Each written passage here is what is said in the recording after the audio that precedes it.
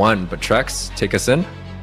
This is game number 2, BTK at match point against Legaci. Can they get the sweep, or will Legaci take us to game number 3?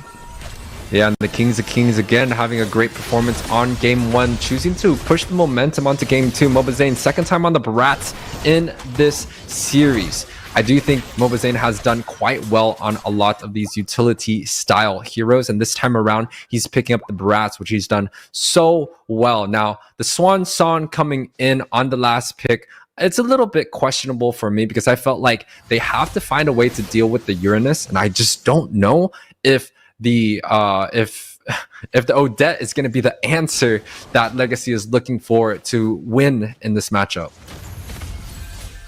I think there's a lot of possibilities, right? Taking a look at some of the emblems, nothing too crazy. We take a hold on a second, a little bit of action. They get the steal. I think Mobazane might have been able to take that, and even though it's just a small camp, it's still a big deal in the laning phase. Mobazane already about to hit level 4, going to be moving into the mid side. He's going to go for something. The Daytona's welcome, and there it is. Finds his mark and takes out Koya Ken. I do want to point out that Basic has opted to go for Brave Smite along with the Festival of Bloods on his second emblem, giving him a lot of utility and sustain. And a lot of the carries nowadays, they love to build this like CC build, right? They go for they go for the Corrosion Scythe for some slows on the auto attacks, and then they go with the Thunderbelt to get even more procs along. And damn, look at this matchup again. Milo the GOAT proving why he's got that nickname. Milo the GOAT gonna come into the top side. A little bit of damage on Nicolette though. Nicolette uses a flicker, able to just escape out from the grasp of Riles. Turtle is up though, and BTK has several members ready to fight for it. Nicolette has taken the decimation. Wondering if we're going to get to see that one. The Nom Nom comes in, pushes him against the wall. Nicolette going to look for the decimation, and there it is. Popping off, looking for the next target. Another one goes down. No, tries to lock on to Riles, but unable to get the kill. But still, Legaci is forced away, and the Turtle goes to Mobazane. Yeah, it's a clean fight coming out from BTK again as they take out Riles underneath the mid tower. It's going to be a 3-4-0 along with the objective, a 3K gold lead in 2 minutes. This is going to be quite tough for the members of Legaci, and even topside PDR is struggling to deal with the aggressiveness of that sheep. Definitely a problem. Now, so what are we at? We're at 4-0 of that sheep. He's a goat, man. He's not a sheep. There's a difference. My bad. Mobazane, though, taking a little bit of damage. PDR with trying to get the outplay, not able to do it. Mobazane picks up that kill, 2-0 on the big dino. Yeah, this smells a lot of trouble for Legaci. They really have to be able to stand even against these contenders of the teams. And quite honestly, they're struggling a little bit in the early game. I do think that their comp-wise, they could clear up a little bit more. Try to maybe fit into the strategy of BTK where they always have a split pusher on the XP side, right? Bring that split pusher in and maybe find a little bit of a meta comp on the mid. Ooh, I'm offended on Koya Nash. Out comes the Swan Song. Nicolette able to get away though. Nothing too major on the mid side. Yeah, and take a look at Nicolette's emblem. She got the Quantum Charge coming in, and I do know there's been a hype of the Quantum Charge to be used on everyone, but on the Valentina, that's actually quite interesting, but I think it fits well with her style, right? Gives her a little bit of mobility, a little bit more auto attack, burst early on, along with a little bit of regen. So I think it actually works quite well. A lot of the mages might be opting for that, but 4K gold lead, 4 minutes in, a clean sweep for BTK so far. They got a lot of units on top side, Trex. Amielo is going to become a huge problem here very soon. Already kind of is a problem. Now Mobazane once again going to take another orange buff. This is the second game in a row. Riles is just unable to clear his own jungle. Yeah, good flicker coming out from Koya Ken. If he did get hit by the Barats, I think that does smell a lot of death for the side of Legaci. And now they have to choose and try to find a way to defend, but look at Milo here being so annoying. Ooh, Swan. Oh, a lot of damage for the Swan Song. So there it is. That's one of the things that I have not seen just yet. Oh, wait a second. A lot of damage on a Cold World. They come in, but they're locked up. Riles able to find the kill, though. But now he's in a tight spot. Taking damage from Mobazane. PDR able to get the final slash on Amielo. They're on the chase. Riles will not escape with his life, and neither will PDR. Yeah, it's going to be an 8-1 overall scoreboard. The lead is still for BTK. 1k gold per minute. And whoa, Basic looking for a flicker onto this Natan. Well, Joe Lee having a rough time. Game number 2 as well. First Basic gets the 1v1 with the Harith, and now it's with the carry. Yeah, but the tower does fall onto the bot side, so a little bit of hope rising for the side of Legacy. Let's take a look at this replay, though. The Swan Song does come through, but the Circling Eagle is what I want to talk about.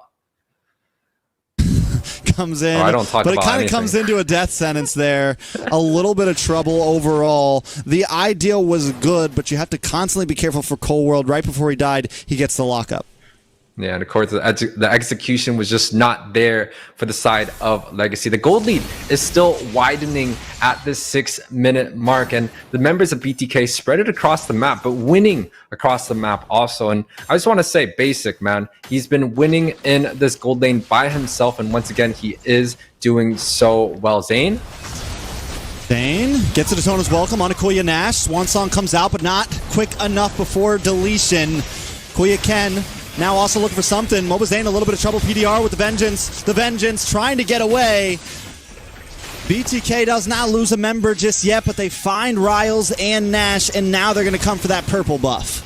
Yeah, it's a tough scene to watch. 8k gold lead already at 6 minutes. This is not something that we do want to see for any of the teams in NACT, but the dominant performance of BTK, they're really showing that they have switched up their strategy from their 2 losses yesterday against A77. I think this is a good statement for all the BTK fans out there.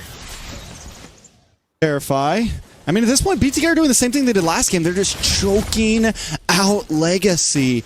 Just clasping around them and slowly they're just strangling them out from their gold, from their jungle, from objectives, just pushing in more and more until there's nowhere left for Legacy to move. Yeah, and it's honestly due to the fact that BTK has so much in their winning lanes, right? The carry winning out on the bot side by himself. Milo also doing so well, and you could even see Mobazane here dominating in the jungle performance by himself. God, the 1v1 then turns into a 1v2. Mobazane still comes out on top.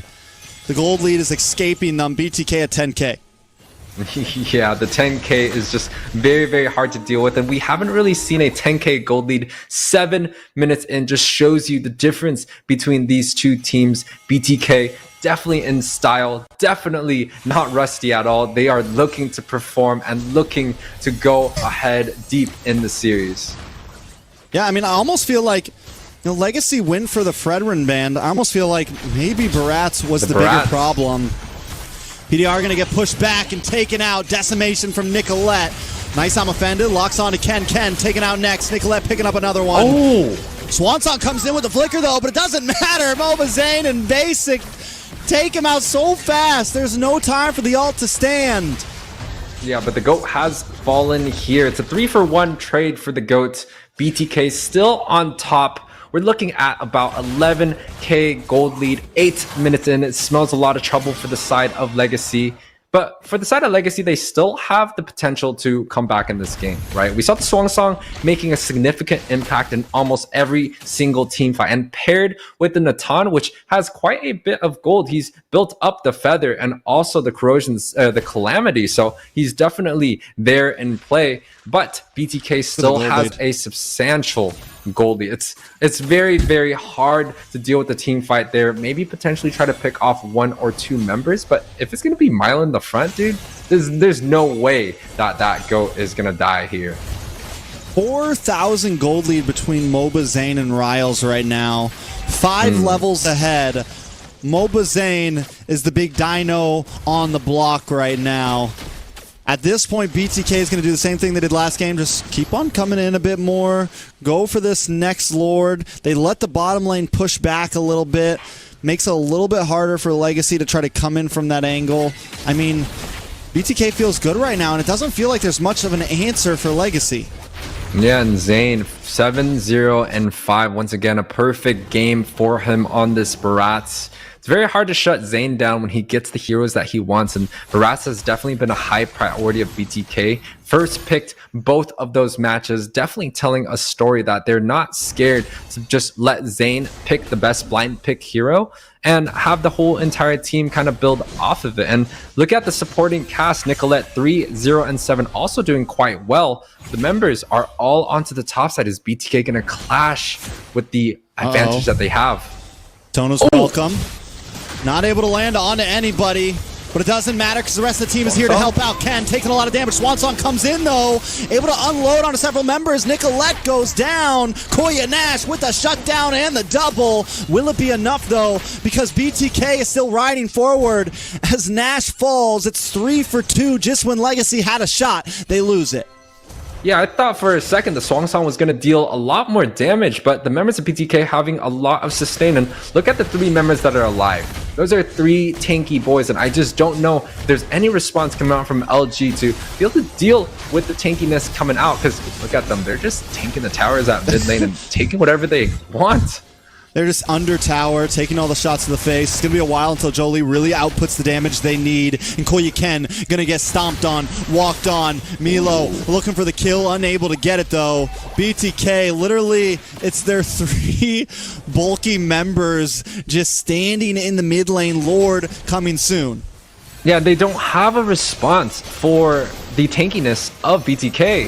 Ooh, Ken pulled in and Basic shreds him down with a speedy light wheel. Riles gonna be next to fall, a double kill for Basic. They're gonna move back in. Milo able to pick up Nash, and now they're on to the base. They've got 1 wave, but it should be all they need. Nicolette doesn't care about the base. She's going for kills, going for KDA, and BTK takes game number 2. Another strong showing, Trex, for BTK here, taking game 2 of our second series, a 2-0 clean sweep. The overall score is 23-5, and I think they took care of business.